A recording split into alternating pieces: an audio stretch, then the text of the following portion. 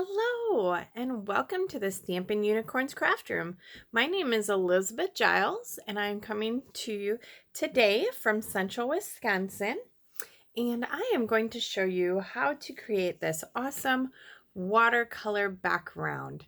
Now, this stamp set is one of our brand new stamp sets that is currently going to be in the January through July mini catalog. So look at how cute that is. And we are going to briefly show you how to do this background. It is a lot simpler than what you want to think. Now, the first thing you're going to need is watercolor paper. And we offer this amazing Fluid 100.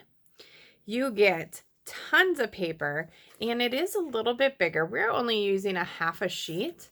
So this is bigger than your normal card base size. So this is your normal card base. So I just cut it right in half.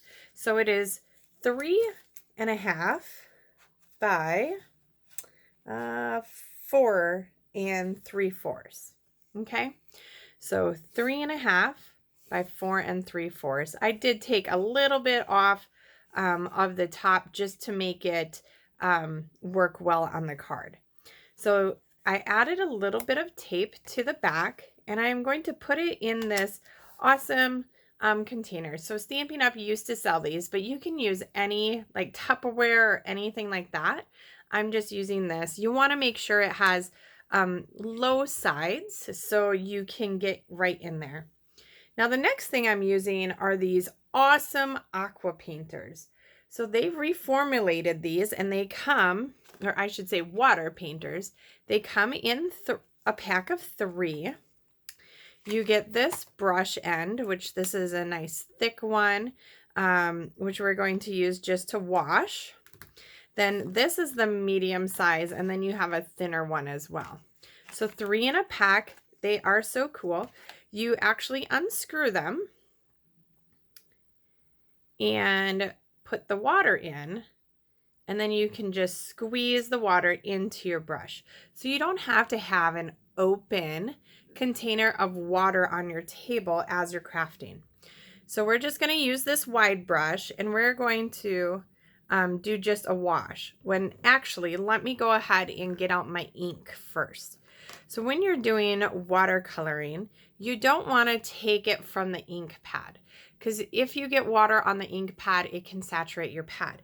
So instead, you invest in these re-inkers, which you should have anyways if you have our ink pads. This will help maintain your ink pads to be full and bright of color, so you don't have to like strain on getting your ink stamped. The colors I am using today are Magenta Madness, Highland Heather, and Night of Navy. So let's go ahead and put a couple of dabs. I'm just putting it right on my acrylic block. Now when you add your ink, it's going to kind of look similar. Even this dark Night of Navy is going to have a tone just like the Magenta Madness. So I like to just put my dots on there, and then I set that color right by that dot. Does that make sense? I hope so. And down here, a little magenta. All right, now we're going to take our brush that is filled with water, and we're going to squeeze it. And you can kind of see, hopefully, where it starts going into the pen itself, and then eventually it will just drip right onto the paper if you give it enough. So we want to get this saturated. So the wetter the better with this kind of technique. And once again, the reason why we have just a little bit of tape on the back is to kind of hold that in place while we're doing this technique. Okay, so nice, good and wet. Next, we're going to use the smaller one, and I want to start with the lightest color first. And I'm just squeezing it to make sure that there's water in the end here, and there is. And we're going to start with our Magenta Madness and pick up a good amount of color. And now we're just going to go ahead and tap that right over the cardstock. Now, since it's nice and good and wet there, it is creating this lovely pattern. Now here it's already kind of dried a little bit, so I want to just kind of get that more wet and it will spread out. Lovely, lovely. And the nice thing about using colors that coordinate together is you don't have to worry about them blending. We want them to blend. Then you're just going to take, you know, a little rag and get that color out of there so that we can pick up the next color. So just squeeze it on out. Now I'm going to grab the purple and just grab that real good and add that color. Now I did get that a little saturated on the side, so what I'm going to do is I'm just going to go ahead and give myself another dot that doesn't have the extra water in it.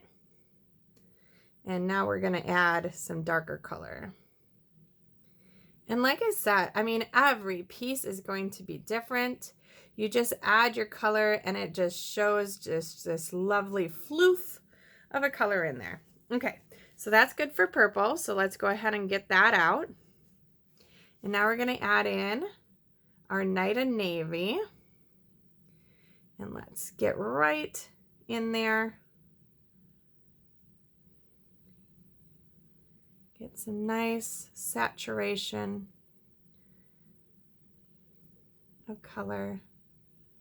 And you really can't go wrong. I mean, especially on this type of card, it's like abstract.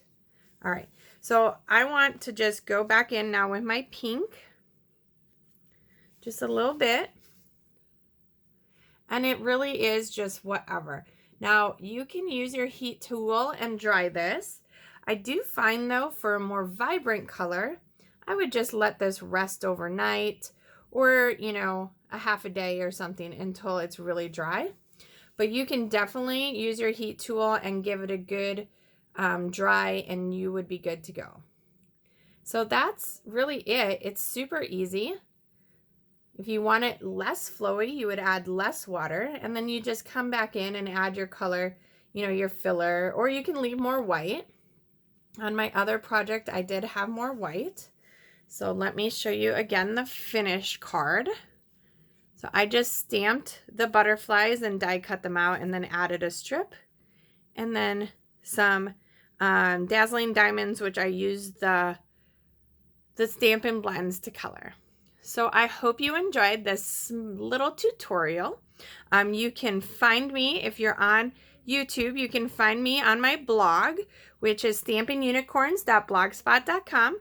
You can also find me on Facebook, which is Stampin' Unicorns with Elizabeth Giles. And I do weekly Facebook Lives, and I also do blog posts, and I've been doing them quite consistently. So I hope that you guys enjoyed this, and let me know if you have any questions or comments. Have a great day. Bye-bye.